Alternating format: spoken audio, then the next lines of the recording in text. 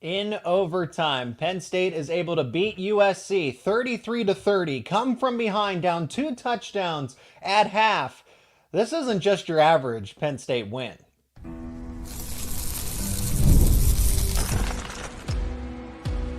You are Locked On Nittany Lions, your daily podcast on the Penn State Nittany Lions. Part of the Locked On Podcast Network, your team every day. And thanks so much for making Locked On Nittany Lions your first listen and watch every single day. We are free and available wherever you get your podcasts, including YouTube. My name is Zach Seyko. I am your host of the show. We're going live for this post-game recap of Penn State versus USC. 33-30 is the final in overtime. Ryan Barker was pretty active today. 4 field goals, and each one mattered more after every attempt. And Penn State is going to have a bye week after this, and fans should feel pretty good with where Penn State is. And that's what we're going to start with, is where Penn State is positioned now moving forward for the rest of the season, because Penn State is 6-0. This is a quality road victory. The College Football Playoff Committee is going to look at this and give Penn State a good review. That's a come-from-behind victory, 20-6. A lot of instant takeaways from this game, but we'll talk about everything. Drew Allar, Tyler Warren, Ryan Barker. I mean, the defense did give up 30 points, but this was always going to be a shootout kind of game. This is what we anticipated on this Locked On Nittany Lions show. And I appreciate your comments, your feedback, your thoughts in the comment section. Be a part of this discussion as we're going to talk about this pretty in depth here, but just the initial reaction to all of this. This is not your average Penn State victory. This is one that, starting from the 20-6 deficit at halftime. And I have my concerns, right? I mean, that was a sloppy first half, but Penn State is a second half team. USC is a first half team. Penn State had to fly out to Los Angeles, Southern California, and this was a team that just started slow. So when I look at that 20-6 scoreboard, I say, okay, obviously not ideal, but unlike the 23 team, this team is built to play from behind. They can come back at a moment's notice, and just like that, it's 20-20. Just like that, to start the second half, Penn State scores and gets right back in the game, down 20-13. And USC, every time you thought that USC was going to put them away, Penn State was able to always match it. And even more so, you look at those fourth down conversions. Hey, look, I'm not afraid to admit anything. I'm not afraid to say, you know what, I probably would have punted in that instance. Clearly, that's why I'm not a college football coach. However, I said, okay, I think the defense can do enough with the field position, but USC's problem at the end of the day wasn't stopping, or USC's problem at the end of the day was stopping Penn State. It wasn't scoring points. So James Franklin, Andy Kotelnicki clearly had a couple of play calls that he felt confident in. Either he saved them or just felt that they could execute on those fourth down plays, because I would have punted. And Penn State did the right thing and went for it on a 4th and 7, went for it on a 4th and 10. And how about Drew Allar and Julian Fleming? The connection that honestly hasn't been in sync, that has not been in rhythm, and has at least been a little more glaring over the past few games here. And that will get better with time. And it's something we commented about during the live halftime reaction. There's no need to go watch it back because, well, game's over and we know that Penn State wins. But all those thoughts absolutely carry over. I had no doubt in my mind that Penn State would come back and win this game. I was concerned about the overall performance. Like, hey, this deficit could have been a lot worse. Now, granted, Penn State came away with field goals instead of touchdowns, so maybe it could have been better. But Penn State was in it. Just because it was 20-6, Penn State statistically, you look at the box score, okay, other than a couple of big explosive plays from USC, it's not like Penn State is being completely outgained, completely outplayed, just a few things here and there. But you flip it over to the second half. You outscore USC 27-10. 27-10, including overtime. Now, granted, USC did miss that field goal, but Penn State's defense kept them from driving in and getting closer and closer to make that more of an optimal field goal, and Penn State knew that. I would have liked them to seal the day with a touchdown, but so be it. They got the field goal from Ryan Barker. They set him up nicely. He basically said, okay, can we get the first down running the football? If not, we're just going to set up Ryan Barker right in between the hashes and get him. But that confidence in the kicker, That confidence to say, we know that Ryan Barker, if we get into a 3rd and 8 situation, we don't need to force it. We're going to run a quarterback option and have Drew Allar pick up as many yards as he can get. But the Julian Fleming, Drew Allar connection worked down the stretch. Fleming had a terrible first half, made up for it. Those plays, that final drive is the statement that defines what Andy Kotelnicki's offense is to this point. That drive where they tied the game 30-30.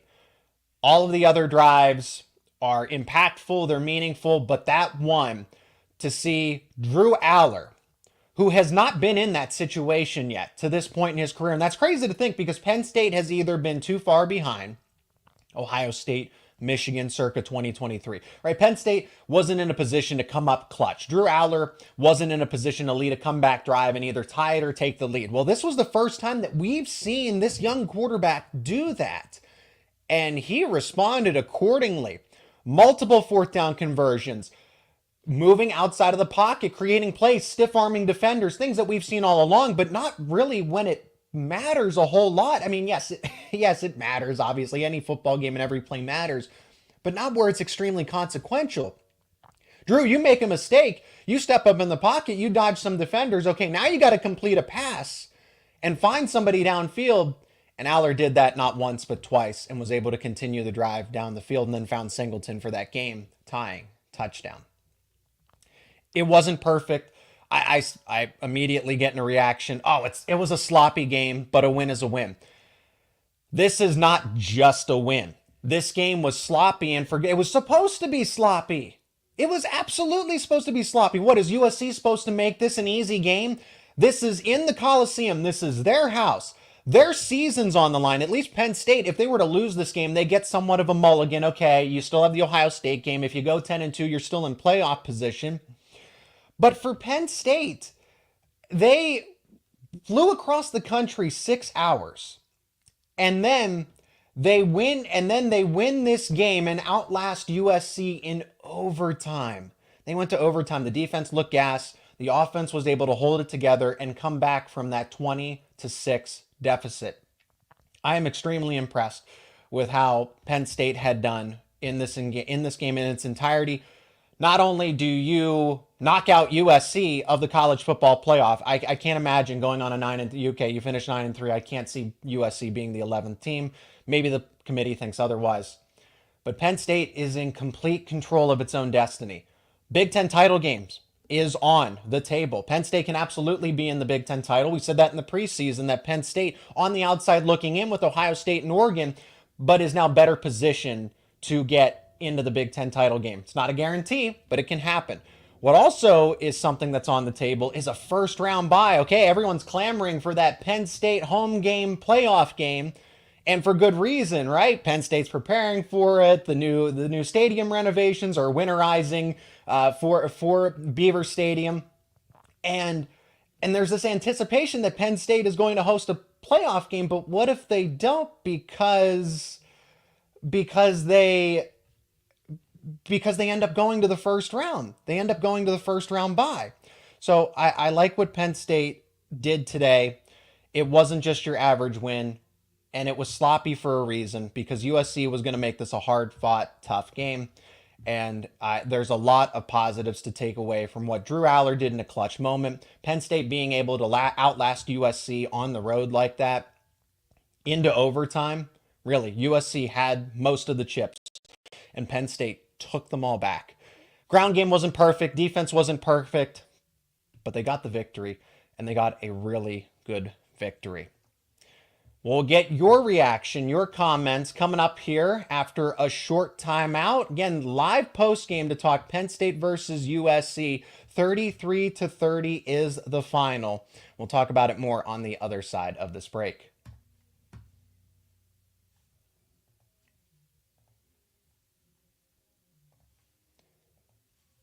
And today's live episode is brought to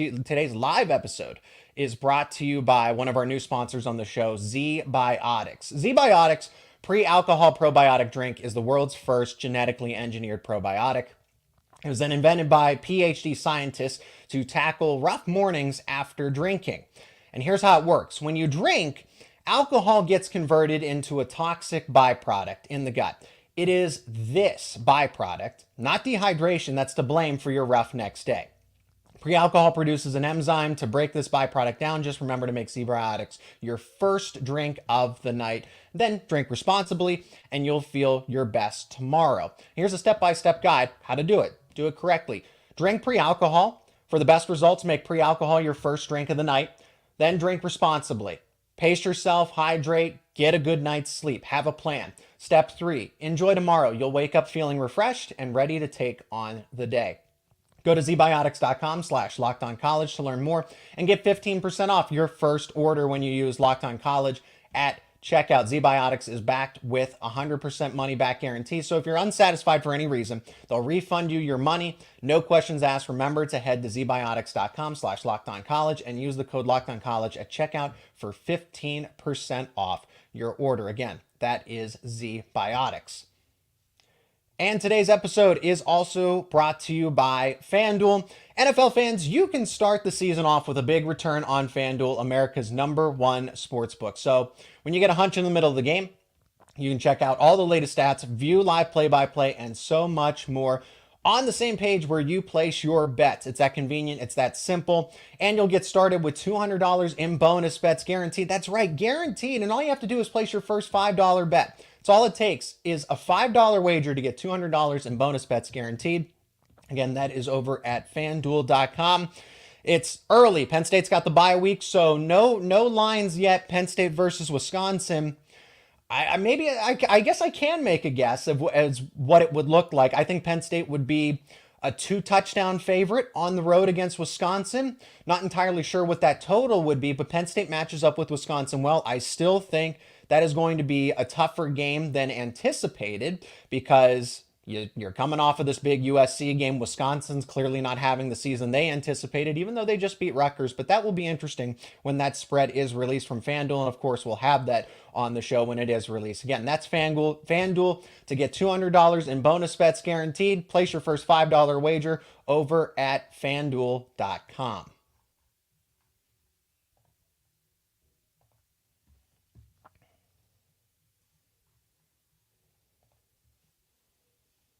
And let's take a look at the chat now. Appreciate the patience with being part of this conversation. What a game. Penn State loses a game like that last year 10 out of 10 times. I think even in 2022, 2021, right? Penn State was losing these exact kinds of games. Coordinators matter.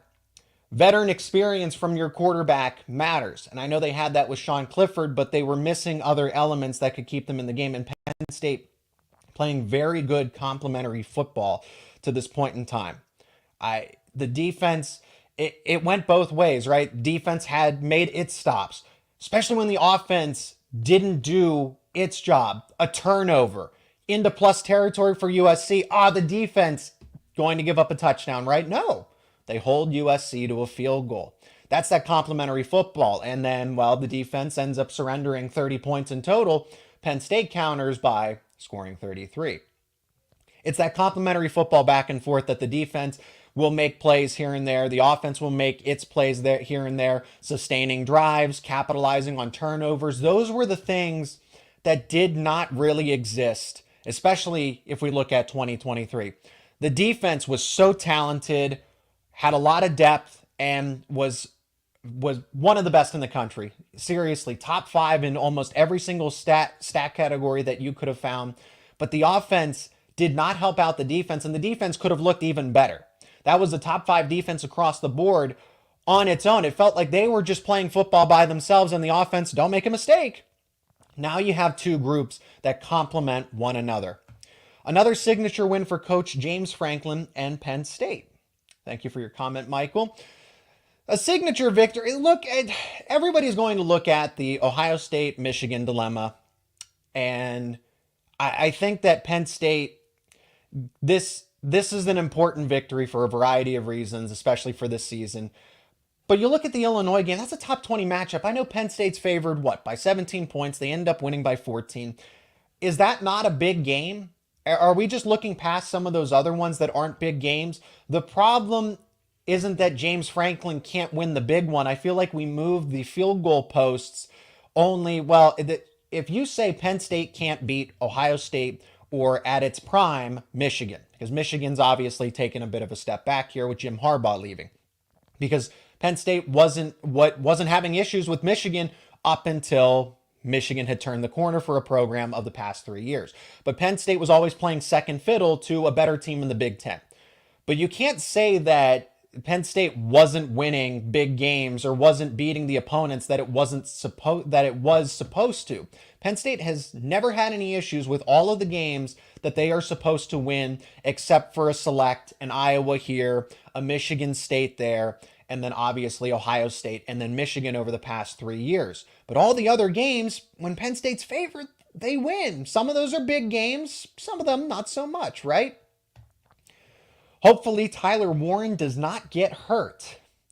Tyler Warren for Heisman, maybe? Tyler Warren for Heisman? I don't know. We'll talk a little bit more about Tyler Warren's performance. Over 200 yards and the tight end position in general for Penn State. The past decade, going all the way back to Mike Gesicki. What a run it's been for that group. I already had that comment up. Next comment down. Baby Brands, how long until Andy Kotelnicki bolts for a head coaching job? I might have to devote an entire episode to that because I have a lot of thoughts about that. I think that if a head coaching job calls, it is tough for me to say. I'll keep it brief here, and I'll have more on this later. I don't want to take away from the signature victory. Let's enjoy the victory, and Penn State's still got a long season ahead of them. They still have Ohio State. Minnesota's not going to be a pushover. That's a road game. Wisconsin's not going to be a pushover, even though I obviously like Penn State's chances after a bye week. Washington's not going to be a pushover. I know what Iowa did, but Washington is a team that its better days are ahead, not behind them. Besides the point, to answer this for Andy Kotelnicki, if a head coaching job comes calling and it's an ideal one, Power 4 conference, right? He's not going to settle. He's not going to take a MAC job. But I do see a revolving door happening, a coaching carousel happening. We got to look at Florida. We got to look at Florida State. And then there's going to be a domino effect. Those programs are going to hire other coaches away from other programs. And then what do? People are absolutely looking at Andy Kotelnicki, and they're going to give him a phone call. They're going to give his people, those people are going to give Andy Kotelnicki's people a phone call. And when you're making $1.5 million and a coaching job opens up in a Power 4 conference and they're going to pay you $4 million, $5 million and give you a 5-6 year contract, that is hard to pass up. And Andy Kotelnicki has earned it. I don't want to see him leave after 1 year, but if it happens, don't be surprised. What a great football game today. It did not disappoint. These are the football games that I live for. I don't know about everybody else, but I really like that. That got the adrenaline pumping. Don't check your blood pressure. Still give it some time. But that was all these other games, right? Penn State was in control against West Virginia. Bowling Green had a little bit of fun there against Bowling Green.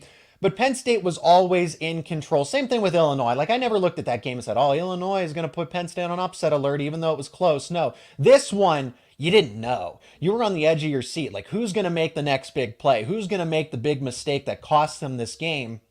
And it ultimately, Penn State made the better plays at the end of the day, and USC made some consequential mistakes here and there. But USC made that tough. Like, USC on offense was clicking. From Miller Moss's only interception was at the end of the game, and it didn't really cost them anything other than some field position. I mean, I guess you take your kicker away, but I don't know that he would have attempted that field goal, whether that was an incomplete pass or a Jalen Reed interception.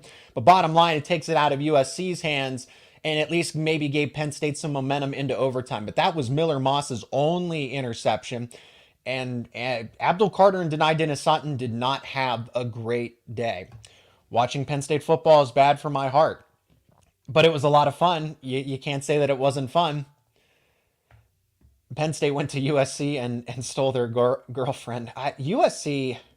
They stole a lot of things. They stole their hopes and dreams of the college football playoff. That's what I really think about, is that Penn State simultaneously eliminated a USC team that I think is going to only get better. New starting quarterback, right? Caleb Williams, an offensive line that's a work in progress, but there are young players that have a lot of potential.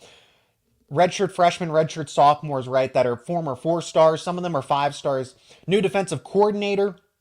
I ask for Penn State to have that same kind of grace period for the offense to continue the time to click, the defense to continue the time to click, because Andy Kotelnicki and Tom Allen are new coordinators. They're new coordinators. So Penn State's best days for both groups are still ahead. And that's perfect for Ohio State, right? That's perfect when you have the chance to get to the Big Ten title game.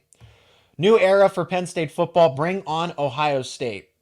Absolutely. I can take a brief look if I have this game still pulled up. Oregon versus, I think I took it off my screen. Let me see if I can get it real quick.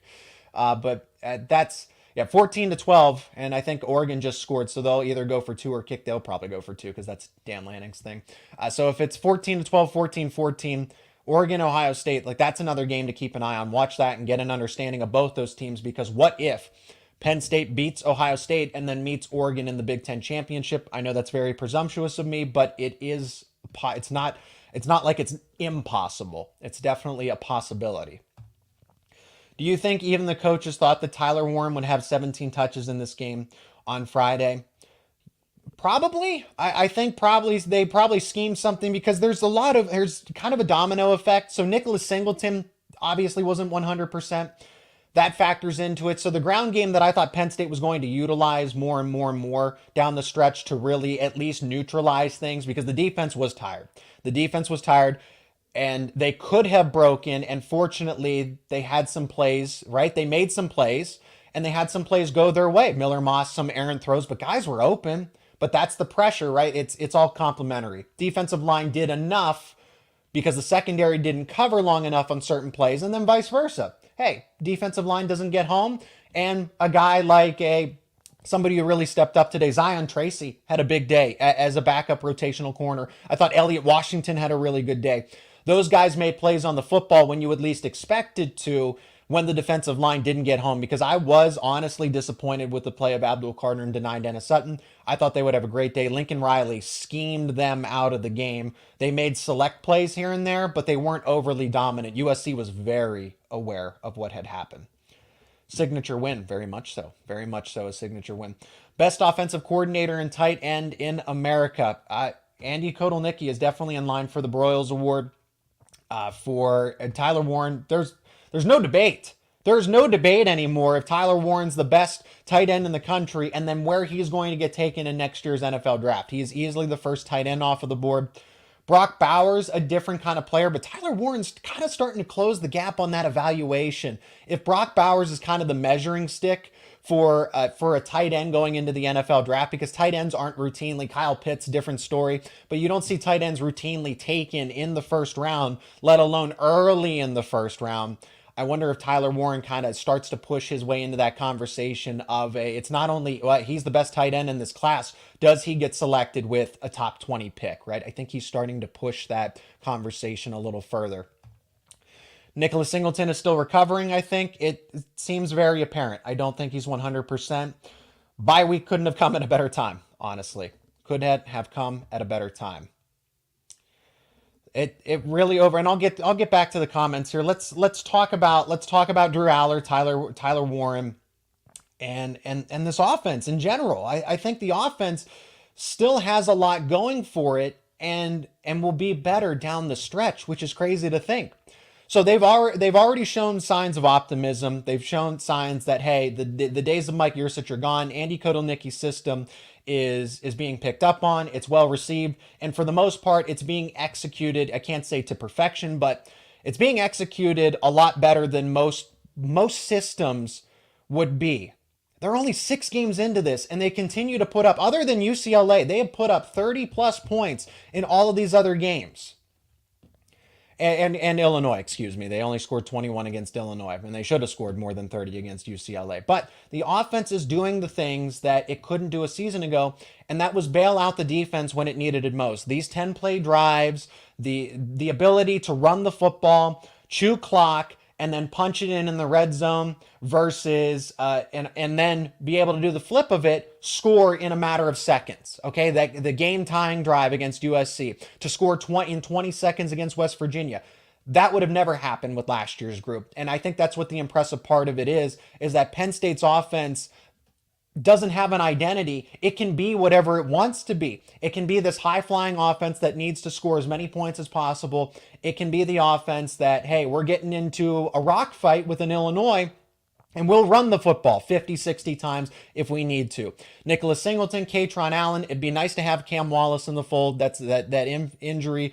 It's such a shame, really. It's disappointing. But Quentin Martin, if he needed to be called upon, he's not a bad option at running back as a true freshman. In this game, Penn State, to be able to get into a shootout with USC is the better days are ahead. And I truly mean that, because now they're going to have this bye week. You see it come together that this is a second half team, and for good reason, because they're still getting situated and they're still getting acquainted with each other. Drew Allar and Julian Fleming, not on the same page in the first half, but somehow come up with two clutch plays when it mattered most. I think that connection can be a really good one down the stretch. Tyler Warren. What else can we say about Tyler Warren? I want to get those stats pulled up to get the full look here and compare it to the rest of the team. So Drew Allar had 30 completions. The overall 7 receivers had 31 receptions. Tyler Warren had 17 of them. So that is more than half. 224 yards, which almost broke Jahan Dotson's record of 242 that was set. I think it was set against Maryland. Yeah, it was set against Maryland on the road back in 2021 with Sean Clifford. That is crazy to think. A tight end almost broke the wide receiver, the record for most receiving yards in a game. He only had the 1 touchdown. Maybe he could have had 1 or 2. But that game was phenomenal from Tyler Warren. Like, words cannot describe how big he stepped up. It's past the point where, oh, he's just a really good quality tight end, or he's the best tight end in college football. John Mackey Award, they let the accolades roll in for Tyler Warren, but defenses are going to key in on him. Just saying that USC, I don't know if they didn't respect him, but he had a lot of one-on-one coverage throughout the game, and he won every single time in that one-on-one coverage. Wisconsin, Ohio State especially, and other opponents, again, Washington, Minnesota, are, now that they've seen this, are not going to let this happen that easily. So don't be surprised if Tyler Warren quiets down a little bit, because defenses are going to try to double him. But that opens up opportunities for a Trey Wallace to get back in the fold. He's been relatively quiet, but when they needed him most, he came up clutch. Liam Clifford's had a 100-yard game. Amari Evans has kind of quieted down. Defenses are playing a little more to safety. They're aware of that big explosive play. I think the Drew Allar, Julian Fleming connection is only going to get stronger with time. The bye week, when you see teams implement a new system, so this is good for the offense and the defense. When they implement a new system, it's that bye week, especially in the NFL. I think of the NFL more so, but it's football in general. It applies to college football too, where you will see those groups, okay, they're missing that next step. What is that next step? Penn State's offense will turn the corner here. Now that they had this kind of game, the momentum will push into the bye week where they can work on the little things, and I think that is good. I think the slow starts won't happen as frequently down. I know they won't happen as frequently down the stretch of the season, and that matters, where you can get into trap game situations against a Wisconsin, against a Minnesota, and most importantly, Ohio State, because that's going to be a top 5 game, regardless of what happens today against Oregon. That is a top 5 game. Now on to Drew Allar. Drew Allar, 30 of 43, 391 yards, 2 touchdowns, 70 completion percentage, 147.5 passer rating, 3 interceptions. I thought he only had 2. I guess I'm blanking on that one, just kind of looking back at the box score here. But this game from Drew Allar, was it his best? Yes, it was his best. It was his best overall game, because there's really not a lot of games last season to hang his hat on. Did he have good performance, like a West Virginia? Okay, that was a good game. That was a solid game, over 300 yards, no turnovers, right? Multiple touchdowns. But this is a game where he needed to come up clutch. He did. He threw for nearly almost 400 yards on the road after a 6-hour flight. And then to commit, I know for a fact, I want to check the box score. I don't remember that 3rd interception, so maybe I'm wrong here. I'll check the comments. Maybe somebody has it for me. But on the 2 interceptions, right? The one where I don't know what happened. He threw it into triple coverage. It was intercepted, and defense comes away and holds USC to a field goal, right? And then that second one, way in plus territory, and it's like, man, that's not good. Khalil Dinkins, there was a defender right there. Maybe that's his first and only read. Dinkins sat down in the zone. The player closed on it. I I don't know, that throw shouldn't have been made, but that, it's bang bang in football. The defender's gonna close on that in a matter of seconds. And I think the Drew Allar of old would have folded. Confident, the confidence issues would have started to come up. I did not see any lingering issues with Drew. Even though he made those interceptions, I didn't see choppy feet, hesitation, the double, triple pump fake, almost second guessing himself. Like, Drew had the confidence throughout the game, even after making not one, not two, but multiple mistakes. And Drew was still able to lead that drive. Like, I thought that was going to bleed into the final drive, where it's like, all right, is Drew Allar's head in this? Is he going to be able to keep his composure? And he did, with multiple interceptions. I think that's what's most impressive. So look past the completion percentage, look past the yardage, even though those are great statistics. Drew Allar came up clutch when it mattered most and led Penn State down for a game tying, which ultimately turned into what I consider really more so the game winning drive, even though it was the game tying drive. Looks like Drew Allar did throw a third interception. It was the Hail Mary at the end of the game. So he did have 3 interceptions, but that of consequence, no, that one. But yes, it shows up in the box score, right? So Drew Allar and Tyler Warren are your players of the day. I'll talk about Ryan Barker briefly before we go back to a break, and then look at the comments again and wrap it all up here on this live post-game show. So Ryan Barker, Sanders Sahaydak did not make the trip. I don't have any information on that. I don't know if he's dealing with an injury or what had happened. The senior veteran kind of staying back. Chase Meyer was announced as the backup. I heard that in the pregame show with Steve Jones and Jack Ham, and I was like, whoa, Sanders Sahaydak did not make the trip. But Ryan Barker, 4 field goals. 4 field goals in this game, and you needed every single one of them because USC was not going to go away. So Penn State wasn't scoring touchdowns in the red zone, and that honestly was disappointing because they had 518 total yards, but yet they got into the red zone and they had 3 field goals inside of the red zone. That for me will get fixed. I'm concerned about that. It didn't cost them, but just be wary of that. Anyway, Ryan Barker made all of his kicks, right? He misses any one of those kicks, USC wins the game. That's how close it was. Whether it's, I think the momentum swings back in overtime if he doesn't make the game winner. If he misses it, they don't go to overtime if he misses any of those kicks in between, right? So even though Penn State wasn't converting consistently enough in the red zone, it was Ryan Barker that said, you know what, I'll handle it. And they were fairly, I've never made a college football level kick, so I'm not going to say that his job isn't difficult to make, whether it's a 25-yarder or a 30-yarder or a 35-yarder. The final field goal that he made was 36 yards, right? That's not, especially with the pressure, those aren't the easiest kicks. They should be routine for a college football kicker, but I'm never going to sit back and say, Sanders' job when it was his, it's easy. Now Ryan Barker, it's easy. That is a redshirt freshman. This is his 2nd year within the program, and he goes on the road with this team and makes 4 clutch field goals. He wasn't 4 for 5. He wasn't 4 for 6. He was 4 for 4, including the game winner in overtime in a turning point of the season. So that takes a lot of grit. That takes a lot of toughness, again, as a 2nd-year player, as a redshirt freshman for Penn State. We'll take another quick time out here and give a shout out to some of our sponsors on the show. And when we resume the conversation, look at the comment section again. Appreciate all of you being part of the discussion on this live edition of Locked On Nittany Lions.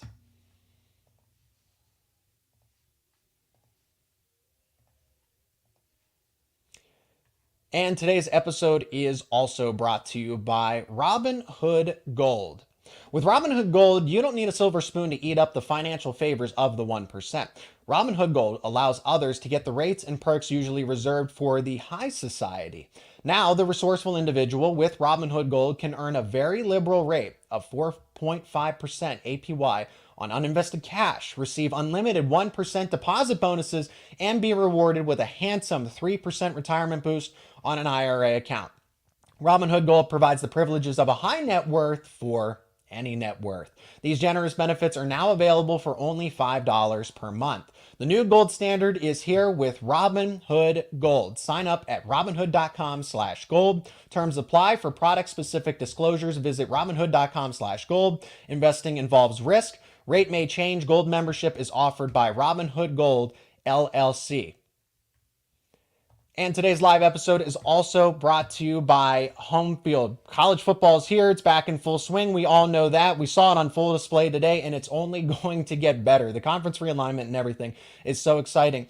And to get you ready, to get you in the full swing with college football, Home Field is the place to go for that vintage gear so that you will be the envy of every tailgate, and Penn State included. You have swag available at Home Field for over 180 schools, including Penn State, and you have football gear, you have men's hockey gear, men's basketball, wrestling gear as well. It's all there at homefieldapparel.com, and we partnered with them as the exclusive apparel sponsor of this show for their Can't Miss Kickoff 2024 campaign. So that bot, and then the real MVP of all of this is the football platinum box that you can get, and it comes with exclusive items, special items to rep for Penn State and any other school that you choose, and you can see it all over at homefieldapparel.com. And I got a special promo code for anybody that wants to shop at homefieldapparel.com. We are 24, that is we are 24. You will get 15% off at checkout when you shop at homefieldapparel.com.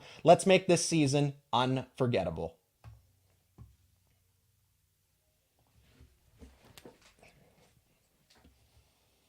All right, we're in the home stretch of this. I enjoy doing these live streams. It would have been nice to go to Southern California here, but I do appreciate being able to do these live streams when I am not at Beaver Stadium. So let's get back into the comment section.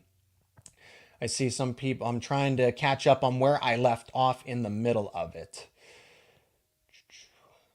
Let's see, Allar is the best Lions quarterback since Kerry Collins.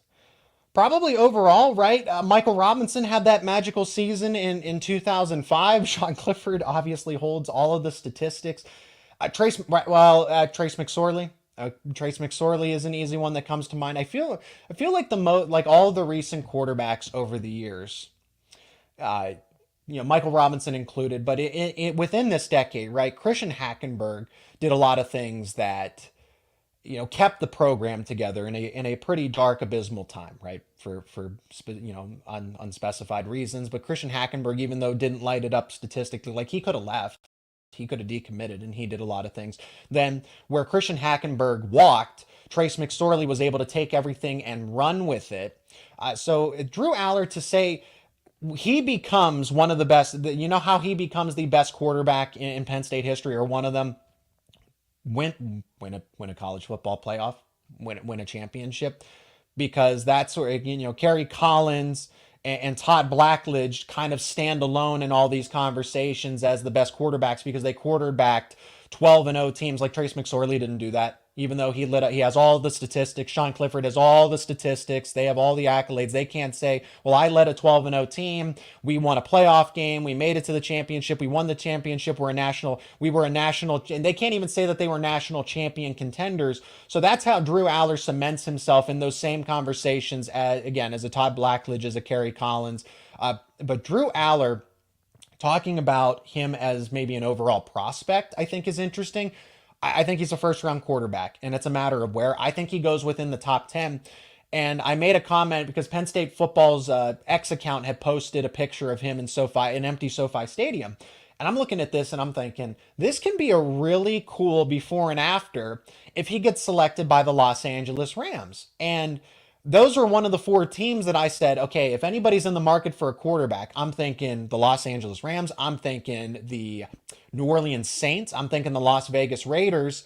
And I think the most likely of those three, regardless of, okay, yes, if they play their way out of a top 10 pick, then it's going to be difficult. So the Rams might be in a better position to play their way out. But say, things don't go well, things kind of continue to tumble. Matt Stafford's at the end of his career. I can see Sean McVay, and I think it's the general manager, Les Snead of the Rams, being able to work better with a Drew Allar than a Mark Davis with the and an Antonio Pierce with the Las Vegas Raiders.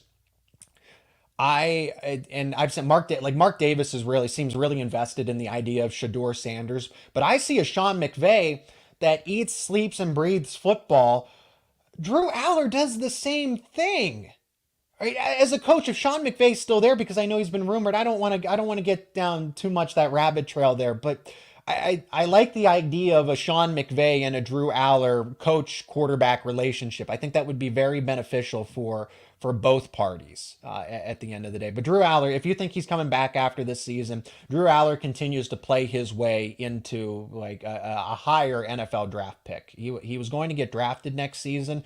It was just a matter of where people, try to be trolls or say, well, Drew Allar's bad at football. He's not going to get picked. No, he was always going to get selected. It was just a matter of where and how high up. He has all the intangibles that general managers and teams are going to want, especially quarterback needy teams. Like he is a top 10 draft pick at this point. At this juncture after 6 games, he looks the part of a top 10 quarterback and has all of the skill sets. Let me try to catch up on the comments here.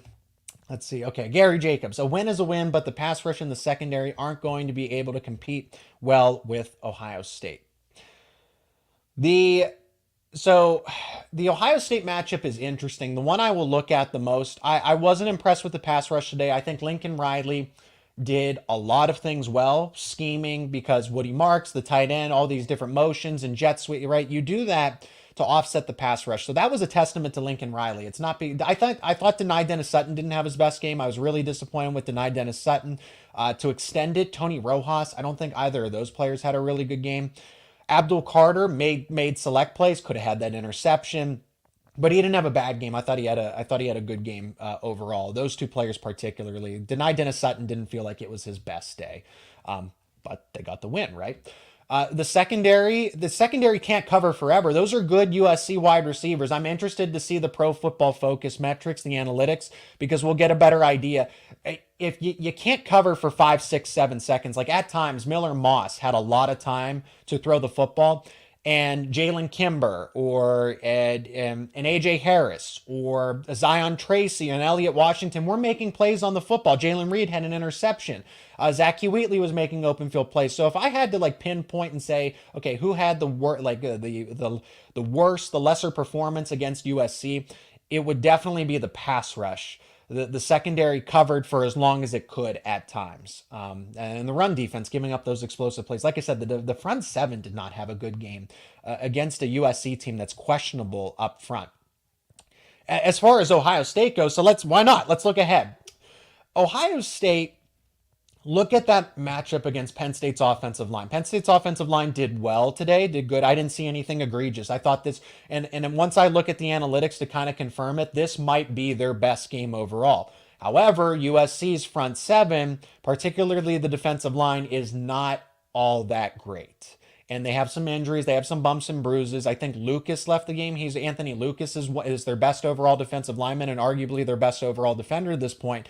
Left the game late and was dealing with bumps and bruises to begin with. I look at that Ohio State defensive line against that Penn State offensive line as that key matchup. And that's what kind of makes me not as eager to say, oh, Penn State can do, like that is the true test. Okay, so you went on the road against USC. Now can you parlay it with a game against Ohio State at home? But that battle in the trenches does not favor Penn State on both sides. I think the pass rush, more importantly, though, watch Drew Allar's been kept mostly clean for the season. Ohio State has a lot of players on its defensive line. Jack Sawyer, JT Tuimoloau. I think they're 3 deep at defensive tackle. Guys that could all end up being day 1 and day 2 picks. Like they have a lot of NFL talent that should have left, but didn't because of NIL. So keep an eye on that O-line versus Ohio State defensive line matchup.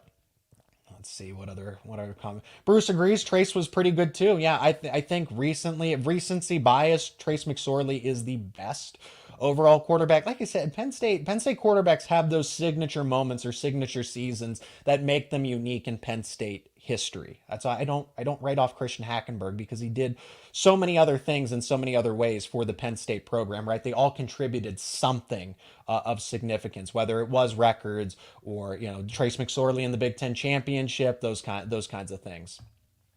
Eli said, wow, Allar came out of his shell, yells at the coaches for calling timeouts. Yes, Drew Allar was fired up. He was getting in the offensive line's face on that final play. I don't know what was said exactly or what he was alluding to, but I think he was trying. That was a loud Coliseum today. Engineers 2 drives on his own 4th and 10s for as much, and Tyler played spectacularly. Allar became a pro today. I think Allar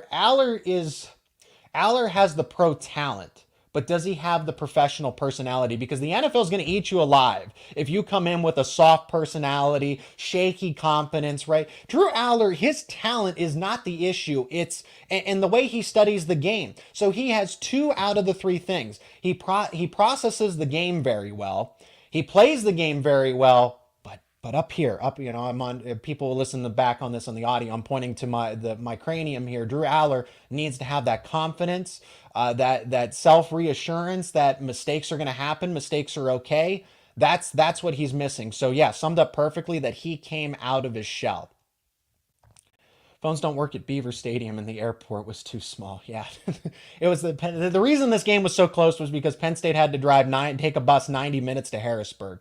I saw that. That was I think Kevin Horn. I'll give him credit for that. That was a good joke, saying that Penn State's down 20-6 at half because if only those airport lanes were a little longer at the State College Airport, right?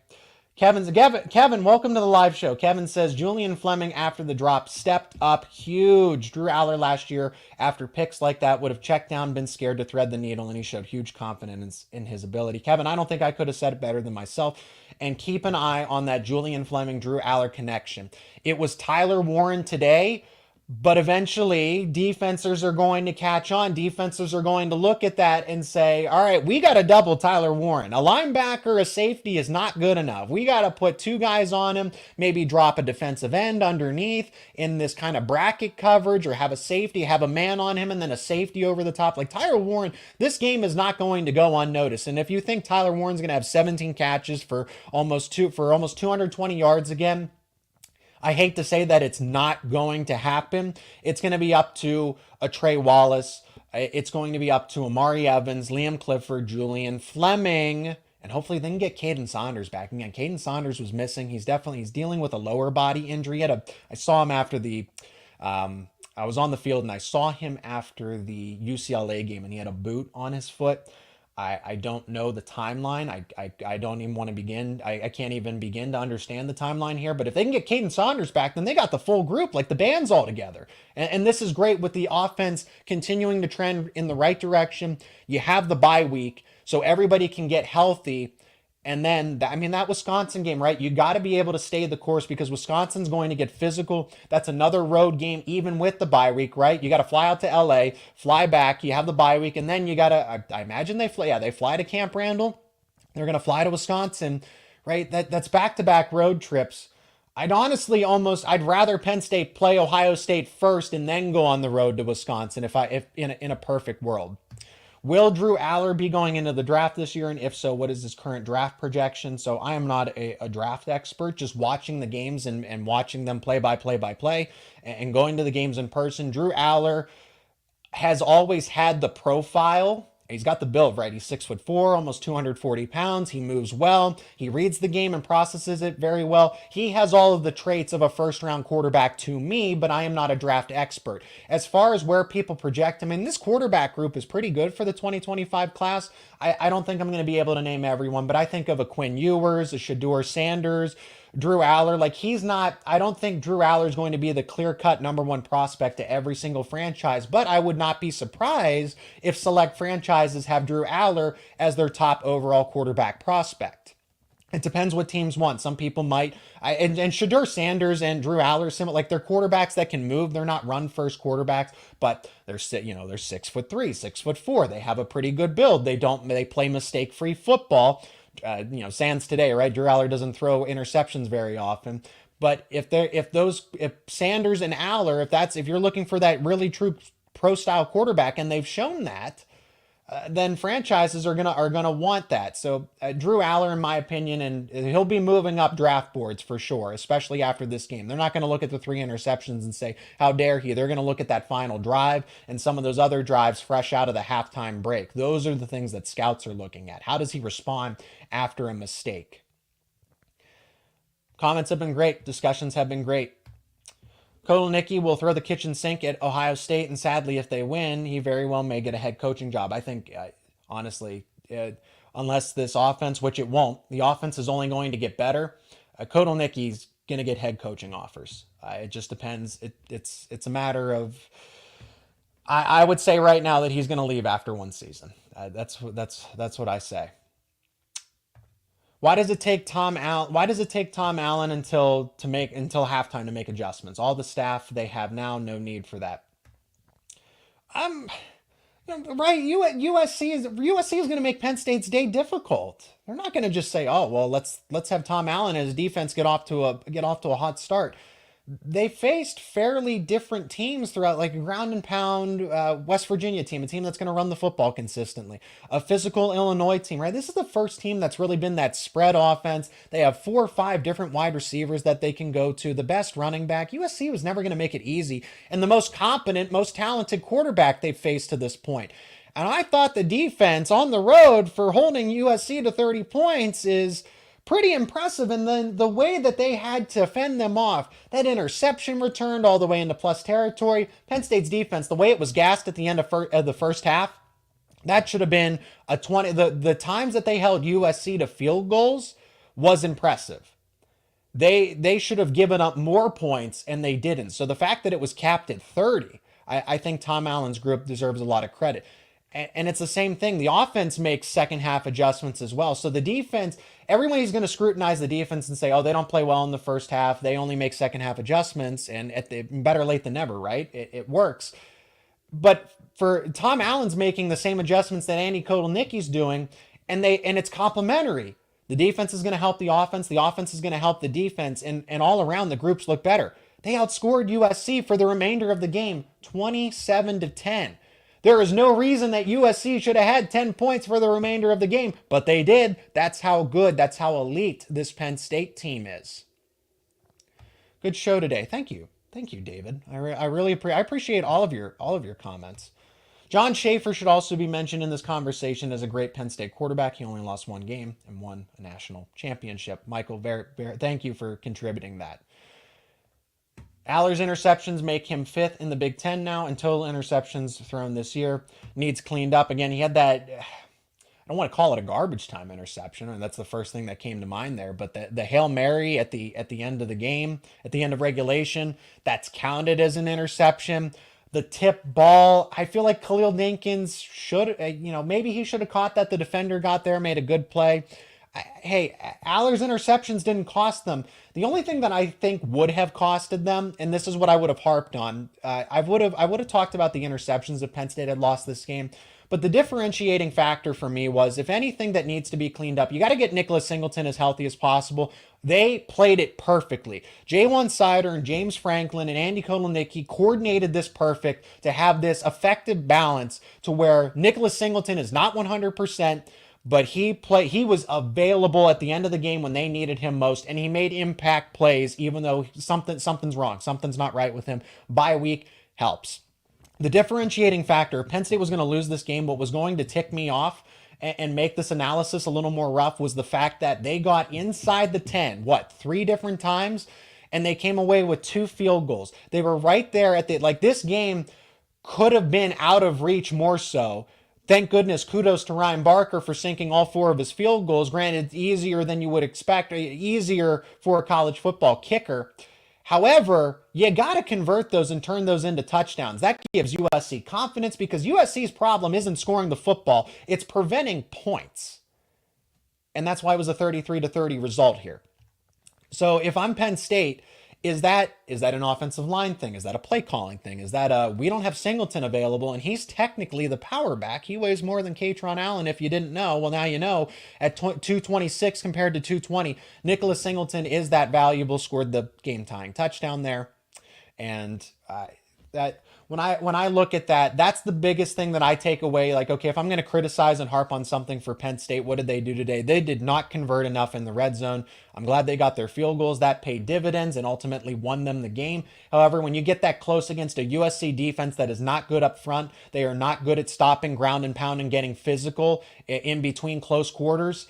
That's not going to fly against any of them. Wisconsin's a better defense. Minnesota's a better defense. You got to be able to punch your way into the end zone and not get turned away by USC.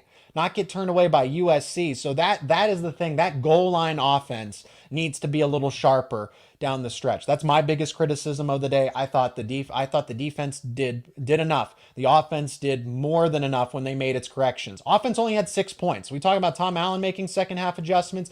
Andy Kotelnicki had to make second half adjustments because they only had 6 points against that USC defense after the first half. It's a win. It's an emphatic win. It's a statement win. James Franklin does win big games. The next one is it's not the big games. It's Ohio State. James Franklin and Penn State have not routinely beaten Ohio State, obviously, because that hasn't happened since 2016, since they stormed the field. And if Penn State does beat Ohio State, I don't think you storm the field for that one, because that's a game that, hey, Penn State, like, that's not an upset game where Ohio State's number 2, right? That is going to be a top 5 game. You don't storm the field for that. You should expect to win that game. Even if Penn State's not favored, you should expect to win that game against the Buckeyes at home if you're the Nittany Lions football team. But Penn State wins 33-30. Enjoy it. Then there's a bye week to kind of have a cool down. Penn State's going to get healthy, and these groups are going to be even better. The turning point for this team is now. The offense will be better. Don't expect slow starts, as many slow starts. Against a good team, against Ohio State, sure, but Penn State should be clicking on all cylinders from start to finish when it comes to both the offense and the defense. Andy Kotelnicki, Tom Allen, new offense, new defense. This bye week is the pivot point for Penn State, and they will be better. They will be sharper for the remainder of the season. Ohio State's the big one. Big Ten championship is on the table. Bye week, first round bye in the college football playoff is absolutely on the table. Penn State was 4th going into today's game, and they're going to stay there. They might even move up if Ohio State or Oregon loses this one. It's going to get really interesting. Buckle up. This is going to be a fun season that if Penn State does this right, there could be a lot of rewards, a lot of things that Penn State has not achieved in this tenure of James Franklin. And it's good to see this group be different. Coordinators matter. That's all I had. That's how I want to cap it off. Coordinators absolutely matter. And they hit home runs with the hirings of Tom Allen and Andy Kotelnicki. I'm losing my voice here, so that's where we'll cap it up. I appreciate all your comments. Thank you for everybody that tuned into this live episode. And if you're not already, become an everydayer. Subscribe to Locked On Nittany Lions on YouTube and wherever you get your podcasts. We'll have more recaps, more analysis, talk some men's basketball and some wrestling coming up on the show as well if you're fans of those teams too. So for all your favorite Penn State sports coverage for your favorite teams, keep it right here on Locked On Nittany Lions.